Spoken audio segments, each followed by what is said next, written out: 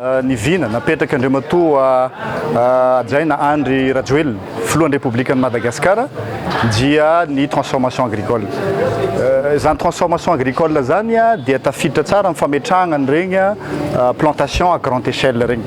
Tafiditra agnatin'izany ny orinasa mpanjakana izay sahala amin'ny orinasa Sovenio izay manana velarantany ngeza dia ngeza amin'ny resaka voanio. Izany dia miampy ihany koa amin'ny politika ankapobeny fanjakana na ny PGE eo amin'ny andry faharoa izay anatiny fampiroboroboana ny industria eto Madagasikara. Ao anatin'izany ihany koa ny orinasa Sovenio satria tsy vitany mamboly ihany ny orinasa Sovenio fa eo ihany koa manodina ny voanio mba ho lasa menaka. Zany hoe izay no antsoina hoe orinasa agro-industriel. Androany moa zany ny orinasa Sovenio dia nitokana ny Brown direction commerciale.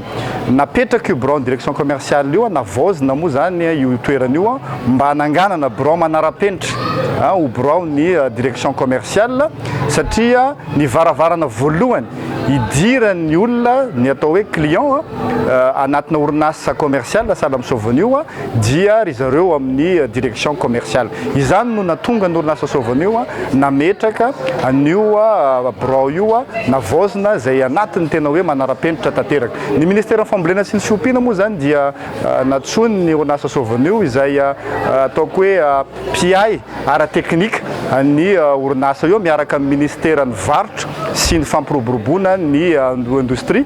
Eo ihany koa ny ministère mpanohana ara-bola dia ny ministère ny économie sy ny finance dia tonga ny solotenan'ireo ministère anankiroa ny ministère ny fambolena sy ny fiompiana nitokana an'izany toerana izany. Teo ihany koa ankoatran'izany dia misy toerana anankiray ihany koa boutique izay hitantsika eto akaiky eto boutique anankiray izay manara-penitra ihany koa entiny orinasa Sovenio mivarotra an'ireo vokatra rehetra izay vokariny Sovenio. Mbola betsaka zany ireo vokatra izay azo ataoko hoe exploitena avy amin'ny voanio izay mbola tsy ataon'ny orinasa Sovenio. Anisan'izany zao ny coco râpé.